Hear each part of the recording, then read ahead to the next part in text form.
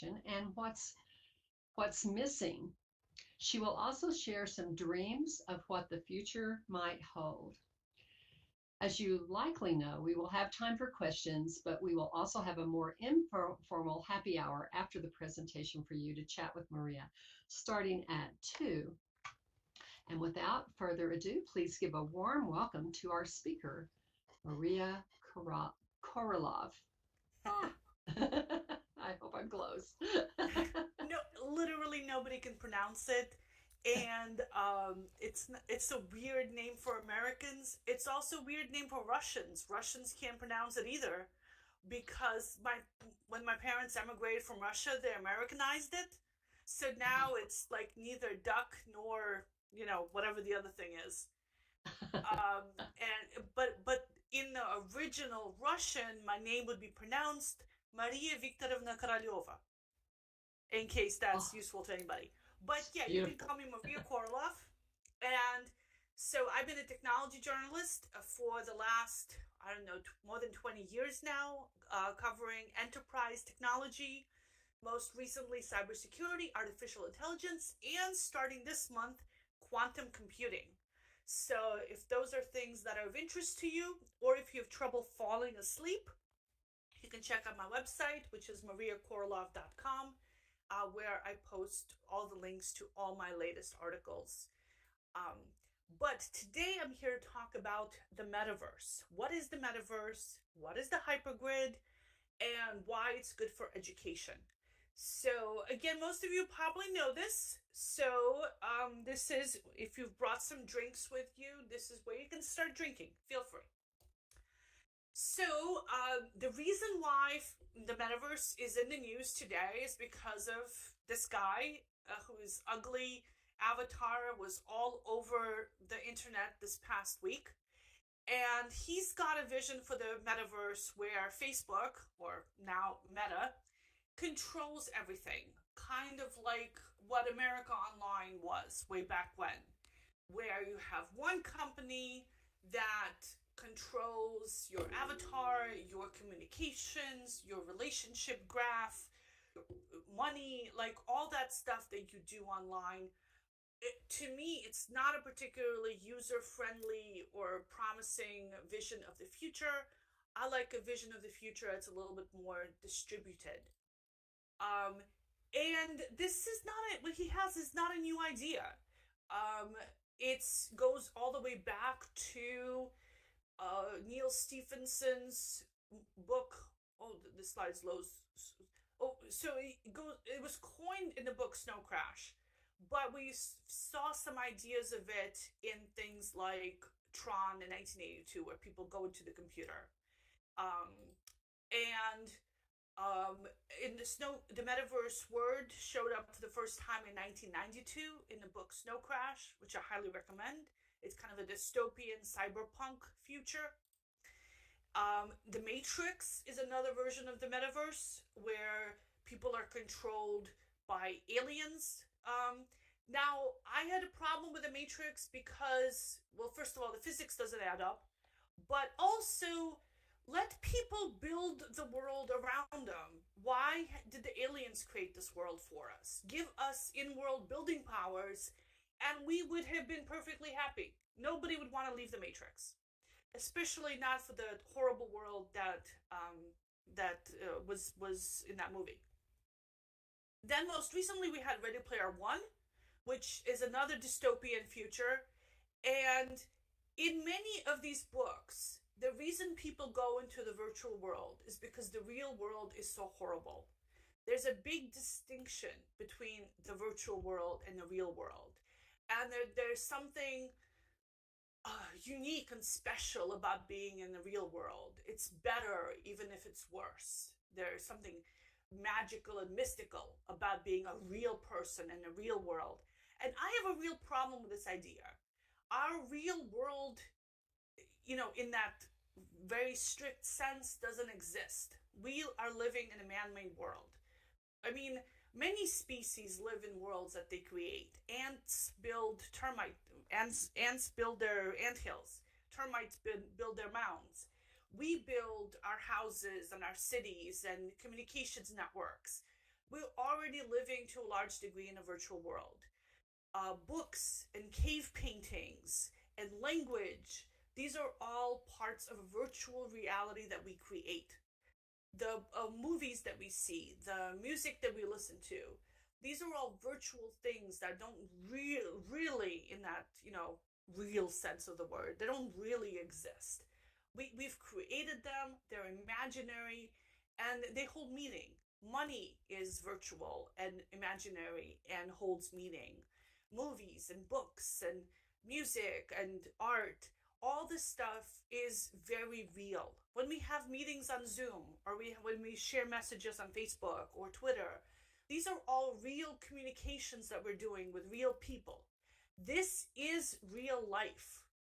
It takes place in a new medium, but it's still real life, and it's no better or worse than our actual physical real life. It's just real life that's continuing in a new location, in a new communication platform. It is still real life, and I think that this is something that a lot of people make this mistake. They think that if you spend too much time in a virtual world, you will start to lose touch with reality and become like a crazy person. And we saw this going all the way back hundreds of years. Don Quixote spent too much time reading fantasy novels about knights and princesses and went nuts because he couldn't tell the difference between reality and the books. So we've always had this idea that there's something about the virtual world that's scary and enticing and seductive. There was a movie, I believe, Dungeons and Dragons, where people were seduced into this D&D world and lost touch with reality. So we've seen this trope come up over and over and over again with every new technology, that people are going to forget what it means to be like a real person. And I think it's just nonsense. There are people who lose touch with reality, but they will lose touch with reality regardless of what communication platform they're in. People have been losing touch with reality as long as there have been people. And I don't think it's got much to do with whether or not they play video games or read books or watch movies or anything else that we've attributed to this whole losing touch of reality. I can totally see early cavemen sitting around the fire complaining that all the young kids are looking at cave paintings these days instead of going out and hunting for themselves, and how it's spoiling our generation. And then before that, we've got the language was invented and people started telling stories to each other instead of like going out and experiencing themselves for themselves, and the language was the downfall of civilization. So it's a common trope, and I personally think it's ridiculous. All these new communication methods are increasing our civilization. They're helping build our civilization. And the metaverse in particular is going to do amazing things for this. And so we've got some huge investments going on with venture capitalists, and the predictions for the market size of the metaverse are huge, and like they're going up like all the time. Metaverse is planning to spend 10 billions a year for the foreseeable future. Direct VC investments was up at 10 billion last year, and it was double the amount that was raised in 2020. And the investment continues to come in. People see where this is going. We're still have a few challenges before we really get there. So we've got computing power is still lacks a little bit for fully immersive virtual reality like you had in the Matrix. We've got bandwidth issues. The headsets are unusable. I spent a lot of time in virtual reality headsets. They're so uncomfortable. You want to use them for exercise, but you can't because you're sweating inside this heavy thing, and it makes you queasy. It makes me queasy. So not a great form factor. I'm really looking forward to lightweight augmented reality headsets and something that doesn't make you sick. So I got my fingers crossed. Now, in education, I think is one of the areas where the metaverse is going to have the biggest impact. And in fact, in Ready Player One, the book starts out with the main character in the book going to school in a virtual world. And of course, in the last couple of years, everyone has been going to school virtually with Zoom.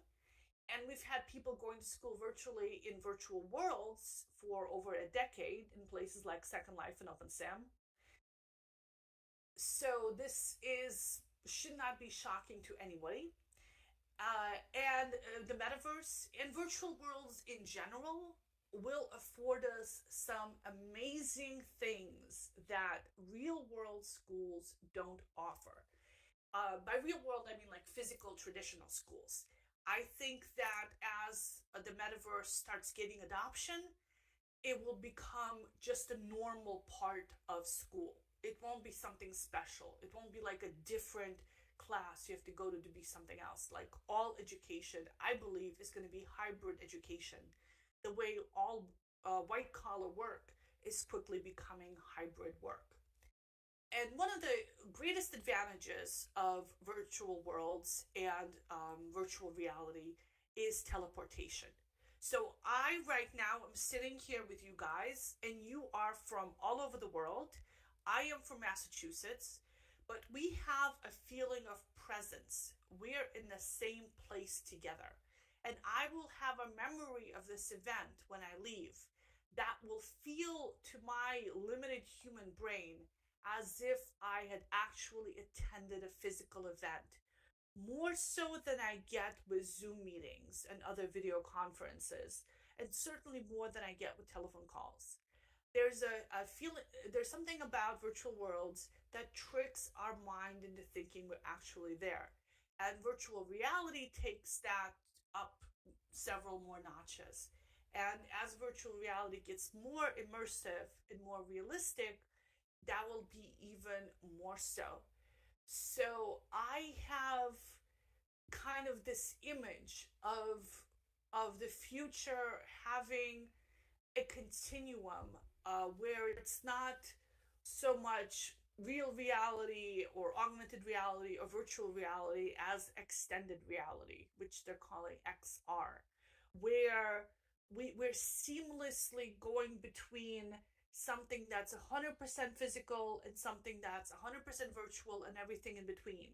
So, for example, I might be sitting in my office or classroom and be fully physical, and then have some things show up that are virtual, like name tags over people's heads, or like instant translations if they're speaking in a foreign language, or directions if I'm going somewhere, kind of subtitles, augmented reality subtitles, towards objects and people who show up and join me. So at the desk across from me, somebody might be showing up like as a hologram, um, and all the way up to the whole environment around me changes. So I am in another location with that other person. So we're going to be seeing virtual teleportation to any location, anywhere. And for those of you who are interested, the picture behind me is an AI generated image from an app called Mid Journey that I've been writing about lately, and I love it. So I've been using it a lot to illustrate blog posts and book covers for people. And there's a whole bunch of AI powered image generation apps that are popping up that at some point are going to be super useful to create live, immediate, instant, computer generated virtual environments. So instead of people having to hand build all the environments, a computer can just generate them for you procedurally using the AIs. And it is super cool. And the nice thing about AI generated environments is that you can zoom in infinitely and the AI can just keep filling it in. So it's really, really cool. And I'm really looking forward to seeing this in kind of come to fruition. Next, we've got contextualized learning. And this is where students can learn in a setting that's most relevant to helping them understand the content. So if they're doing a biological simulation, they could be in that ecosystem playing with it. If they're studying about architecture, they can be in the middle of a building. If they're studying atoms, they can be in the middle of an atom. If they're studying laboratory science, they can be in an interactive laboratory. And you can build sets for people in virtual reality or virtual worlds that would be cost prohibitive to do or impossible to do in real life. Like, how in the world do you get someone down into an atom in real life? You just can't do that.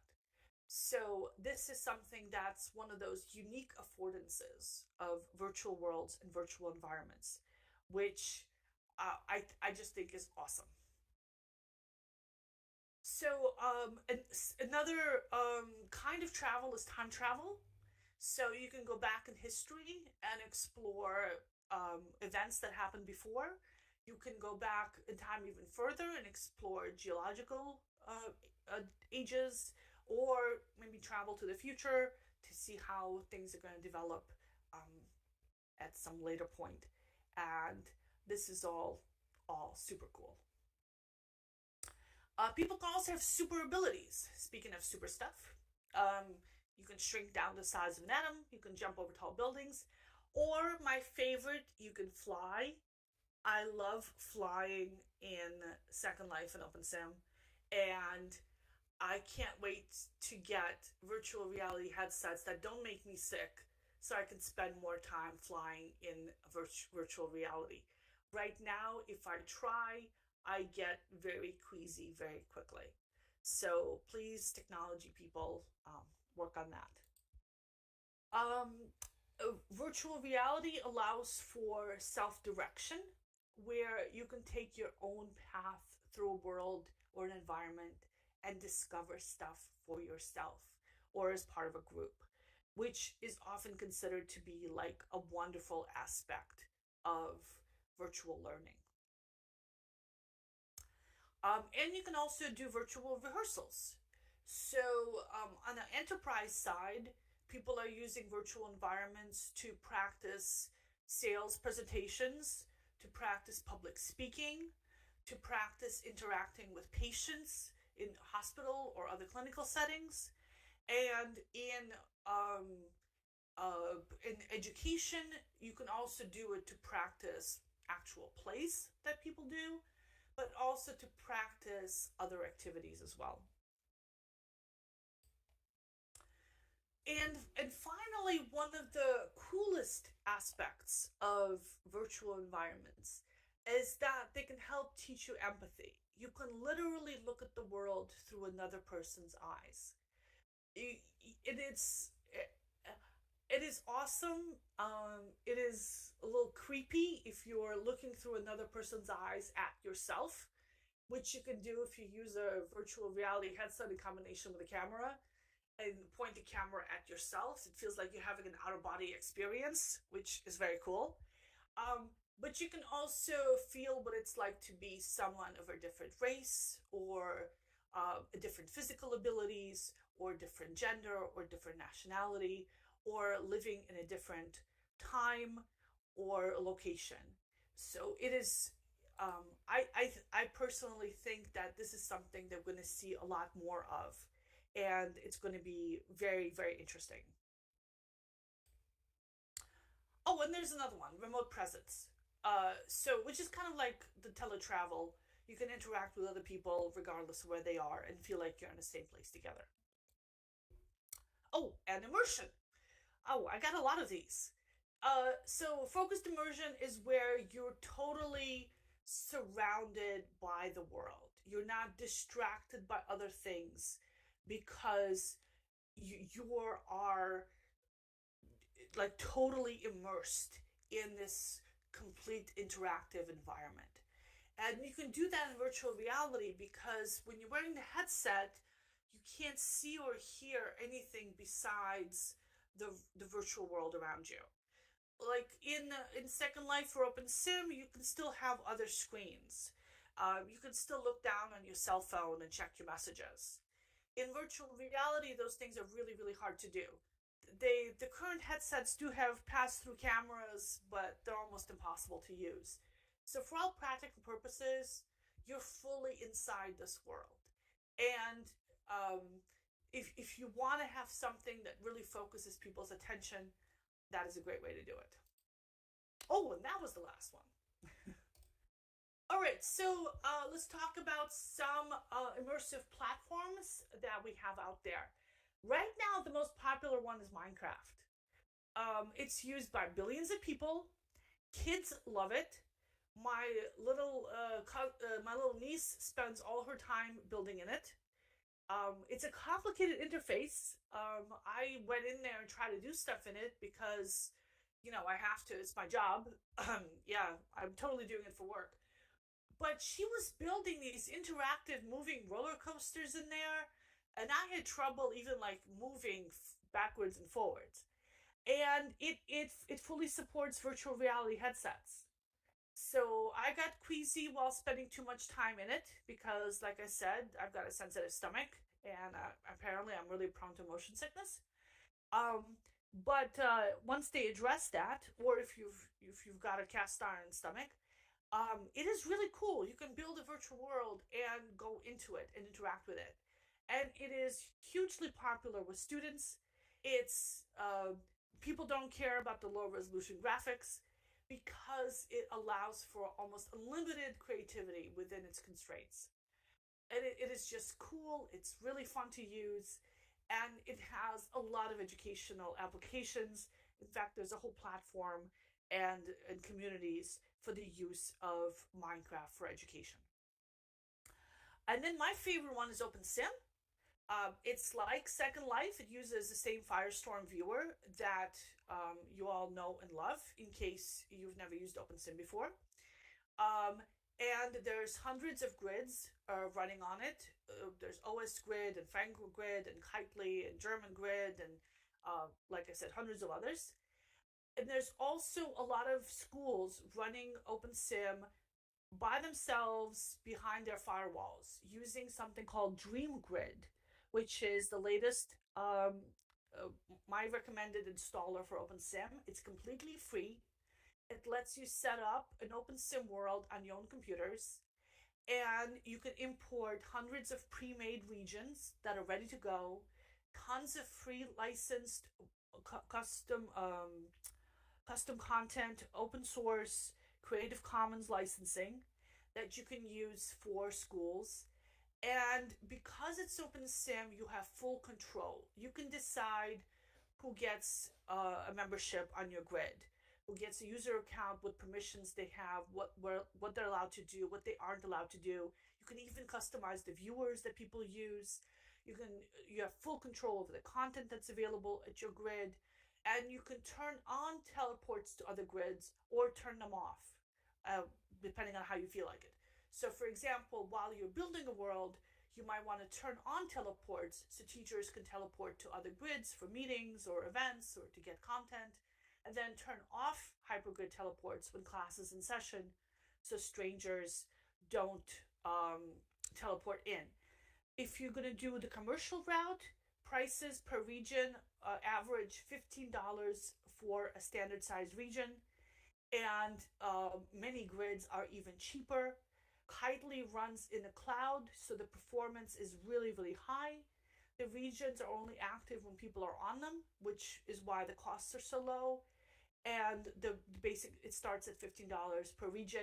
And if you get multiple regions, the per region price is even lower. Plus, they also have a private grid option for schools and companies. So I'm really enjoying it. There's also other platforms. Obviously, Second Life, where we all are.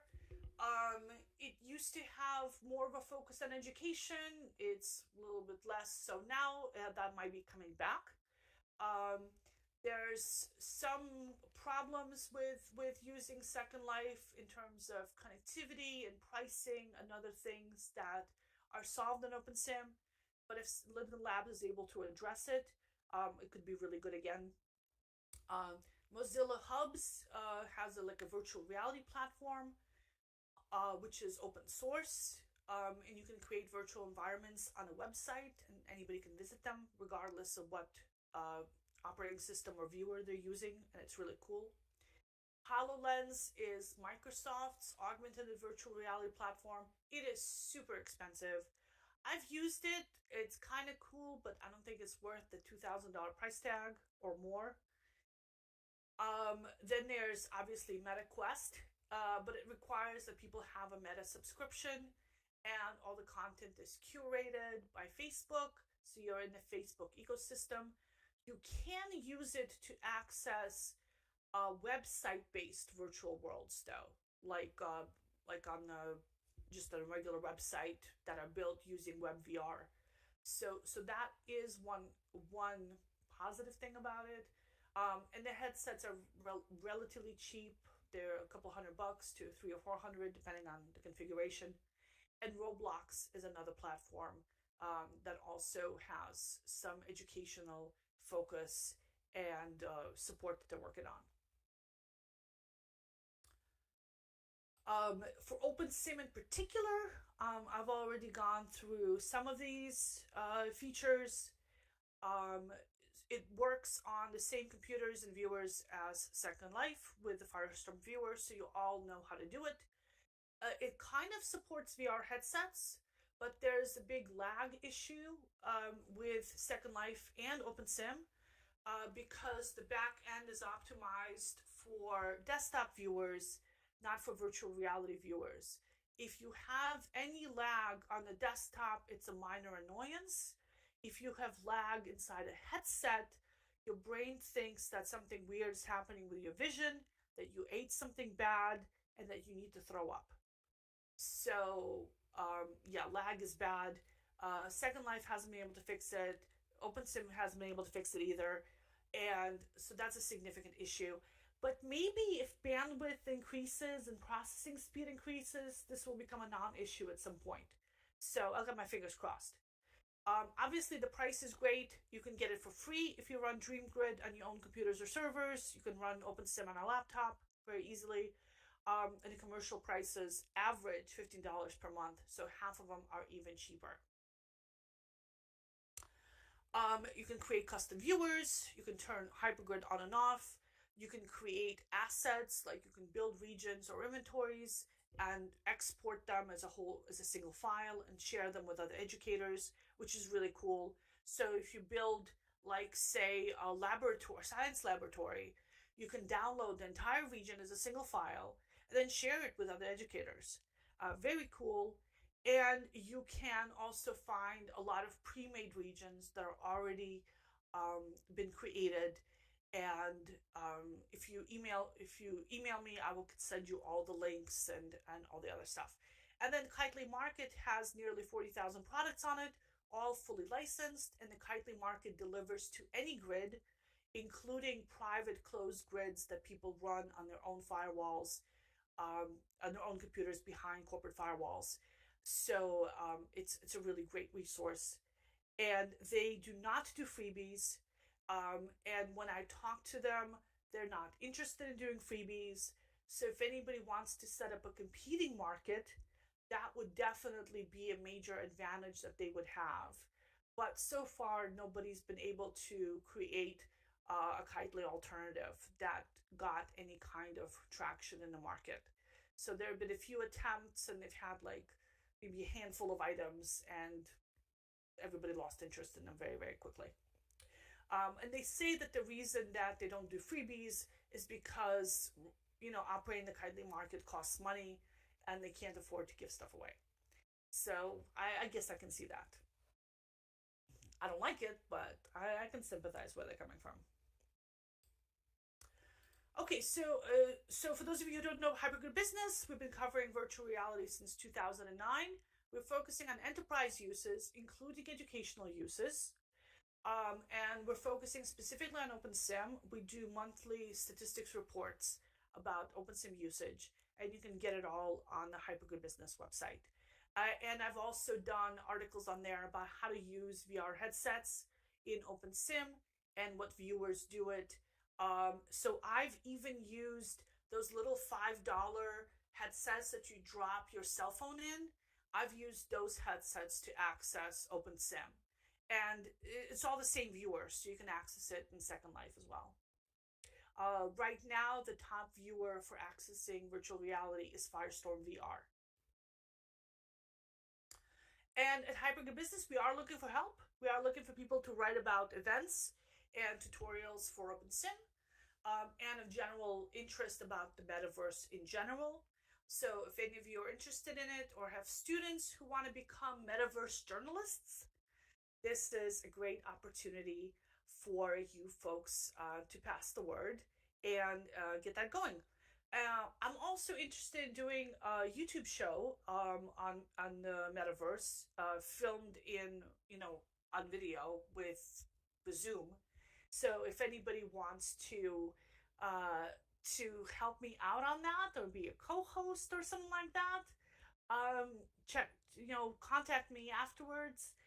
My email is was in local chat, and it's going to be in the description on the YouTube channel. Or you can write it down from this slide here. That's Maria at hypergoodbusiness.com. So there you go. There is my presentation about the metaverse and education. And does anybody have any questions? You can ask them out loud or you can post them into chat. Oh, and thank you for your kind words and your virtual claps. So Maria, a couple of questions came up during your talk. I'll just go ahead and share those as people are thinking. One was that someone said that they're hearing impaired and there's no provision for text communication in VR worlds that use headsets. Can you address that? That is something that everybody's working on. It is really hard to type in a virtual reality headset because unless you're a touch typist, you can't see your keyboard. And the pass-through cameras right now are not that great. Augmented reality is a little bit better for them. As far as transcriptions and live captions, they should have that reasonably soon. I'm already starting to see live captions showing up in virtual meeting platforms. I think Google Meet has it. So the technology exists for instant live transcriptions. And for those of you who've been following along with the Otter AI link that I shared before I started, Otter AI does a great transcription as well. So it's not integrated yet into virtual worlds or into virtual reality, but I'm certain that it's coming. And not just transcription, but instant translation as well. That would be phenomenal. Yes. Thank you. Marley is asking, is there a way that metaverses such as Second Life or OpenSim can help in special education? Personally, I think it is a great environment for special education. It's excellent for neuroatypical students. My son has Asperger's, and one of the things that he got as part of the school's intervention was peer group and counseling and treatment. And he was really lucky that he was in a school district that had the resources to do that.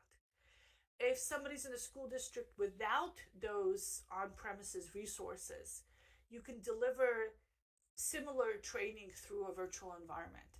And I think that would be awesome. Plus, of course, I have friends in virtual worlds who are differently abled in real life. And in virtual worlds, a lot of those things become non-issues. So, for example, look at the heels I'm wearing. They're like, what, 5-inch heels? There's no way I could walk in them in real life. But I have no problems just galloping around in here with those things on because physical constraints disappear. Not all physical constraints. There's a problem if you're sight impaired, if you have hearing issues, that those interfaces still need work. But I think that overall, by adding additional communication channels and mediums and methods, it's going to expand the opportunities available for people who need different kind of educational methodologies and approaches. Excellent, thank you. I believe Day Miami has a question and a comment.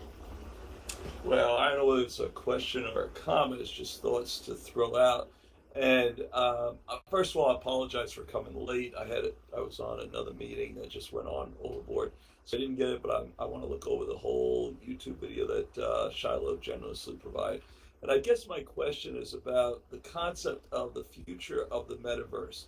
And of course, Facebook and Mark Zuckerberg is trying to monopolize on Meta and the metaverse. As we know, it's been around for a while, those of us familiar with virtual worlds. And my question to Maria is really what impact Facebook is having. I have gone on Horizons with my Quest, and it's a very I know what they're doing. It's a very cartoony environment because what they're doing is they're optimizing the daylights out of their graphics. So very low poly counts, but making sort of a fun cartoony environment, and minimizing the avatars. So you only get half an avatar. You don't get your legs. You only get a head. And what I saw when I went in there was very disturbing.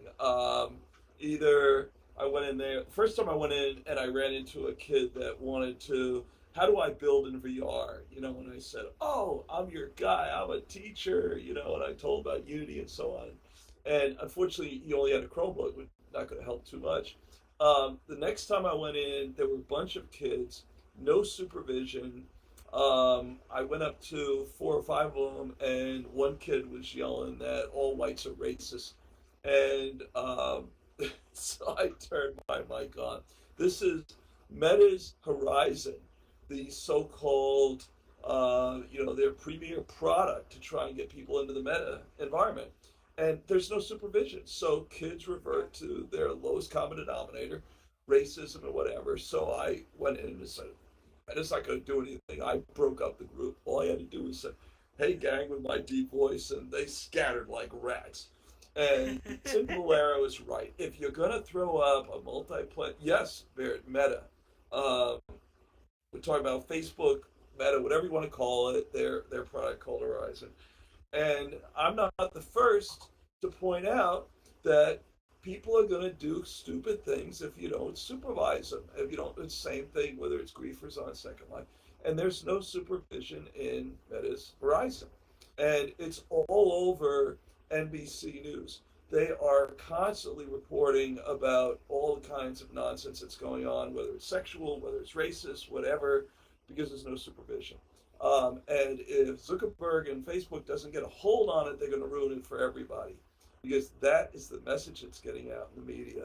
Yeah, Altspace is another one. I think this is why public social platforms are very problematic for enterprise use. And this is for businesses as well as education and nonprofits. So if I'm running my company or my classroom on Facebook, I'm going to run into all those issues that Facebook has on their platform. If I'm and they can cancel my account at any time because it's owned by Facebook, and there's a limit to what I can do on my Facebook page because it's owned by Facebook.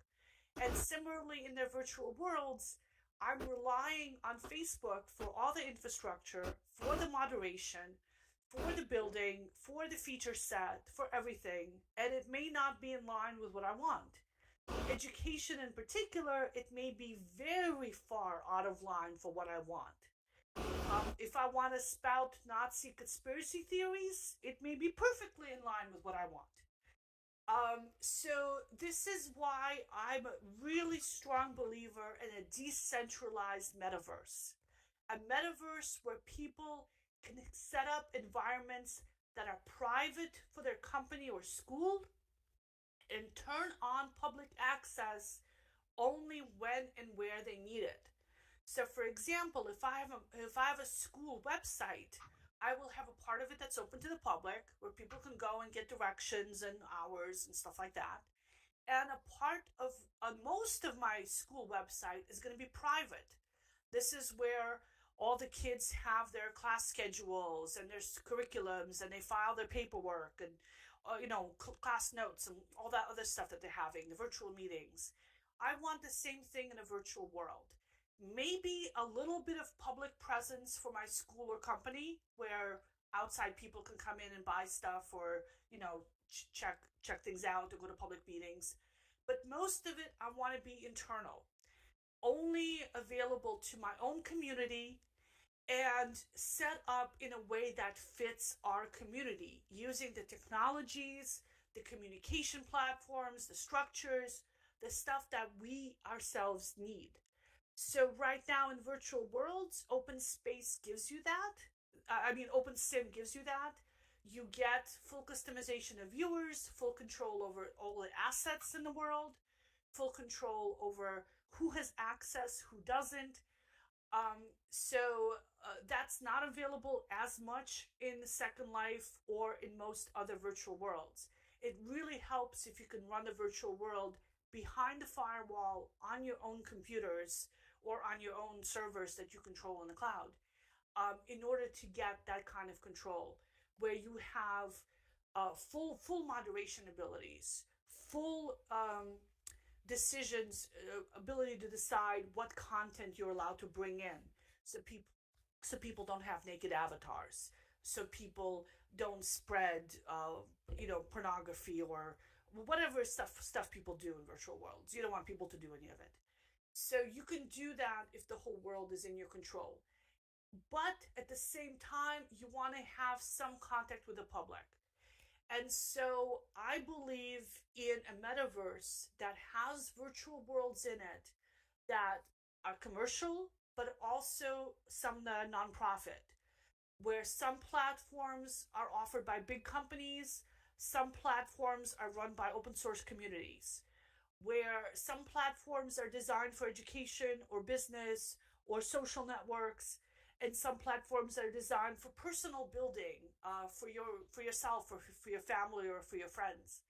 I think we need all of that, and we need all of that to be interoperable, so that you can take your personal avatar to multiple places, or take your work avatar to work, and then take your work avatar to a business conference, and then take your work avatar to the LinkedIn metaverse, to meet people on LinkedIn, and then have a different avatar that you use to access social worlds, to access your family world, to access your private world, to access dating worlds or gaming worlds. So that's how I see the universe developing, which is why I'm particularly unhappy about Facebook and Meta and the way they're doing it, because they do want everyone to go to them. And that kind of makes my skin creep. Thank you, Maria. I'm going to go back a little ways, and I apologize. There was a question about how many virtual worlds can operate on common laptops like Chrome. We know that can be a challenge for students in what their technology is. Do you have an idea? I don't have a list off the top of my head. I do know that anything that operates in a browser is a lot easier to access on a Chromebook, and so hopefully we'll get there soon. Second Life and OpenSim still don't have a good browser-based viewer, unfortunately, so you do have to download and install Firestorm on your computer, and you do need a certain minimum ability for your computer in order to do that. And so I've been agitating for a browser-based viewer for OpenSim and Second Life for a while, but all the attempts to build one have kind of failed. There have also been attempts to have streaming of Second Life and OpenSim and other virtual worlds. So this is where the viewer is run in the cloud somewhere, and like a virtual desktop, and it's being streamed to you live over an internet connection, and you access it in a viewer. But there you have to pay for the streaming connection, and it was prohibitively expensive, and it didn't really go anywhere. I think the company was called Bright Canopy. That was the last one that tried it. As prices drop, as streaming costs drop, as computers get better, that might change. But I've been saying that for 13 years now, and it still hasn't changed. So maybe I'm not the best judge of predicting things here. I think I've caught all the questions, except for there was a comment that you might want to talk about interoperability. I believe they mean going from world to world as the same avatar. I know that their hypergrid does have some of that. Would you like to speak to that? Yeah, hypergrid is all of that. So the hypergrid teleports between OpenSim worlds. Have your avatar travels. You can make friends on other worlds. You can send them instant messages when you're on other worlds. You can join groups on multiple worlds. You can bring content with you if it has export permissions and give stuff to other people on other worlds. You can go shopping on other worlds. And again, if the content is export permissions, you can bring it back with you to your home world. And hypergrid shopping is hugely popular. A lot of grids that are smaller grids attract people by setting up freebie stores on their welcome regions where they have cool, unique stuff so that people will teleport in and grab some freebies and maybe check out the grid, and if they like it, rent some land there. So that I think is really cool. There's even a currency that works across multiple grids, a couple of different currencies, in fact. The Kindly Market delivers shopping goods to any avatar on like 500 different grids. I like to see I think that the hypergrid is an example of how this could be done. So you can access it with Firestorm or with other viewers, Singularity, and so forth. And on the back end, you can be running mainline OpenSim. You can be running the Diva distro, or you can be running DreamGrid. And there's a few other versions of flavors of OpenSim. It's open source, so you can modify it and create your own if you want to. And all of this is interoperable. So I think that's really cool. There's many standard setting organizations developing many different competing standards for virtual worlds, and all the big companies are ignoring them, like Facebook and Altspace. Hopefully, at some point in the future, we will get interoperability. That interoperability might become in the form of social logins. So, for example, right now you can use your Google account to log into some websites, or your Facebook account to log into websites, or your LinkedIn account to log into some websites. I think we might see something like that, where you will use your Facebook avatar or your Google avatar or your LinkedIn avatar to travel to various places and do things. Or maybe some kind of an open source avatar that you control, or that you hold on your own personal computer. So we'll see. I've got my fingers crossed. Us too. Marley has posted it in the chat. I understand the reasoning behind dedicated entities, but part of the greatness of SL is serendipity and running across people with different skill sets and interests for neat collaborations. Would you please comment on that? Yeah, I do think that there's a great need to have a place where you can just bump into people. So that's why you have a billion websites on the internet, but a lot of people will show up at Facebook, at Twitter, at LinkedIn, or whatever, where they do get a chance to interact with people instead of just sitting on some really minor niche website somewhere. In OpenSim, we've got all these hundreds of grids and all these private worlds. But if you want to find people, you go to OS Grids LBSA Plaza. That's where everybody drops in. So if you have a problem with OpenSim, you teleport over to OS Grid, you go to their LBSA Plaza, and there's usually somebody there, usually lots of people there hanging out, and they're from all different grids, and they're just hanging out together. It's kind of like a social space. So I do think that there's a great need for social collaborative spaces that cross different worlds, that bring people together. But I also think that there's a need for secure, private, separate worlds for people to go when they just want to get some work or learning done. Excellent. Thank you. I think I've got everyone's question, but if I missed yours, would you please repost? um, and kind of, Day, are you wanting to jump in? Yeah, I don't want to come across as negative. I see a lot of problems with the metaverse, but I see a lot of potentials. Some of the things I see that would be really cool would be concerts by big name artists in the metaverse. That would attract a lot of attention because otherwise, people just coming here for. Somebody brought up about the sexual part. Are people coming in here? I saw an article where architects are designing in real life and they're also designing in the metaverse, so they have sort of a virtual connection and at the same time an actual real estate. Um, I think education is going to be huge. I just enrolled at the University of Hong Kong to take a course in dinosaur ecology, and it's so cool. I'm learning so Oh, much, that is cool. and it's all done with videos and multiple choice questions, and I'm getting a lot out of it. But how much cooler would it be if it was in the metaverse, where it could actually interact with professors, see 3D models of dinosaurs? Oh my gosh, that would be 10 times better than what University of Hong Kong is doing right now, but it would be a lot more work. So I'm saying there's a lot of potential that's there. Mhm. Great, thank you. We do have a question. How can we help you and each other encourage more people to join us in World to learn and teach? This is kind of a pressing question that we've been dealing with for several months. What are you thinking, Maria?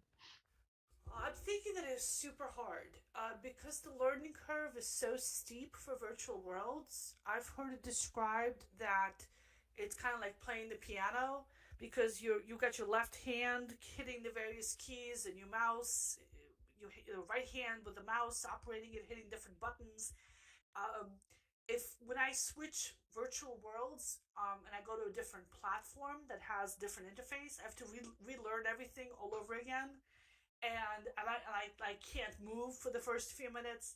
So it is hard, and it doesn't help that the keyboard controls are different for video games than they are for Second Life and OpenSim, and that the use case isn't obviously compelling and clear. And I think that's the biggest problem.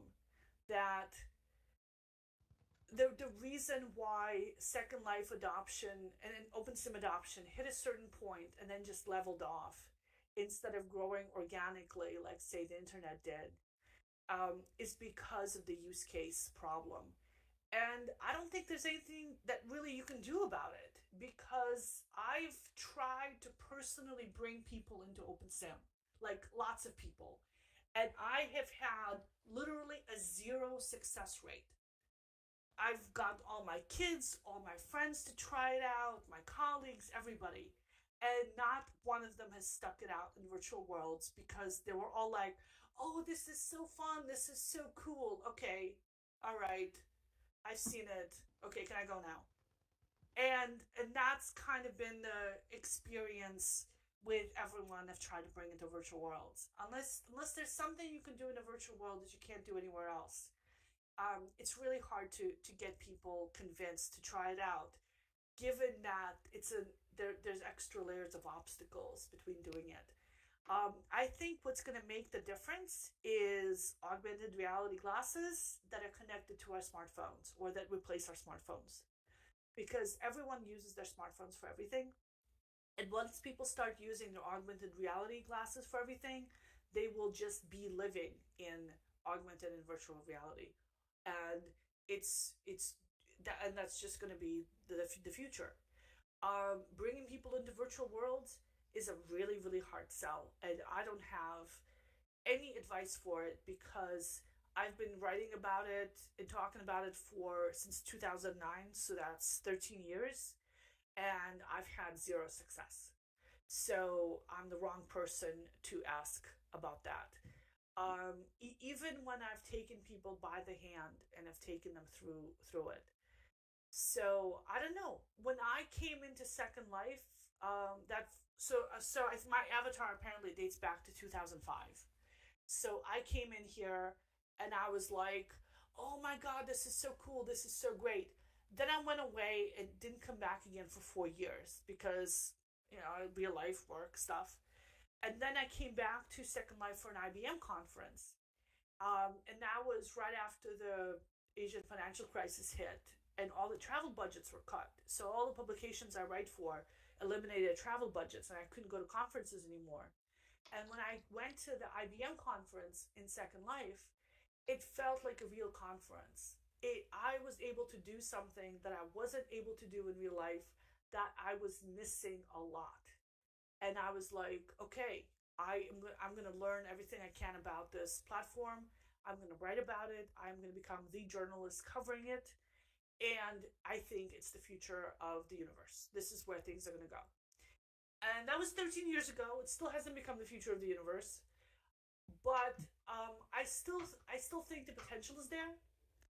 But I'm not seeing an immediate short-term path forward in virtual worlds. It's not a graphics issue because Minecraft has lousy graphics and it's super much more popular. It's not a usability issue because Minecraft is also pretty unusable, yet it's very popular. So I don't know what it is. If I could tell you, I'd probably be very rich. Well, it's interesting because we're all here. So there's something, Yeah. there's something, I and think we're all, I think some people just get hooked. They see it, yeah, it feels some kind of a need in their heart, and the people who have a need in that heart that needs to be filled have been filled. So maybe new people who haven't heard about it yet will show up, and for some of them it will strike a chord. And to get that, you just need to expose as many people to the idea of it as possible. Back in the early days, you had all the TV shows writing about it, so it made people come in and try it out. And for some people, it clicked and they stayed. Right now, we have a similar opportunity with the metaverse. Everybody's seeing the numbers of the investment dollars, the billions of dollars being thrown around, and they're interested in it. And they're like, what is this metaverse thing? How do I get myself into some of it? Well, one way to get into some of it and actually start building and learning how to build for it is in Second Life and OpenSim. And so my approach at Hypergood Business is to expand our coverage to the metaverse in general and hope that those people who show up looking for articles about the metaverse and VR and gaming will stick around because they're like, oh, cool, what is this OpenSim thing? Let me check that out. So that's my strategy. Hasn't been working too great so far, but I'm gonna hang in there. I'm gonna try to give it a real shot. well, and we're seeing some success stories in the chat for sure. So it's encouraging, absolutely for sure. Well, we are at the top of the hour. I do really want to thank you, Maria, and you've given us a lot to think about. I'm going to, I'm giggling as I post, since we talked about social media as well.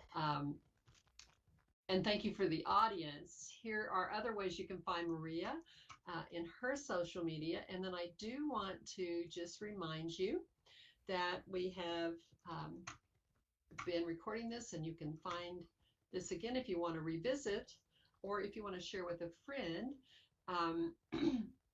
That on the VWEC YouTube channel, this will be posted fairly soon. We will also be having our next expert event on Friday, September the 9th, when we are joined by Eric Moore. Most of you know him. And to see all the VWEC events, please check out the VWEC Plaza events calendar on that link. And I just posted the YouTube channel twice. I guess I'm really interested in it. And then we have some links to our social media also. So grab those if those are your favorite places to hang out. And join us for our Friday happy hour at the other end of the deck. Grab a drink, turn up your sound for some music, and feel free to dance as we chat with Maria. Thank you so much, Maria. And thank you, audience. You've been awesome. We so appreciate you all being here. Bye-bye, YouTube audience. Turning on the music, let's see if it works. And I will turn off my transcript on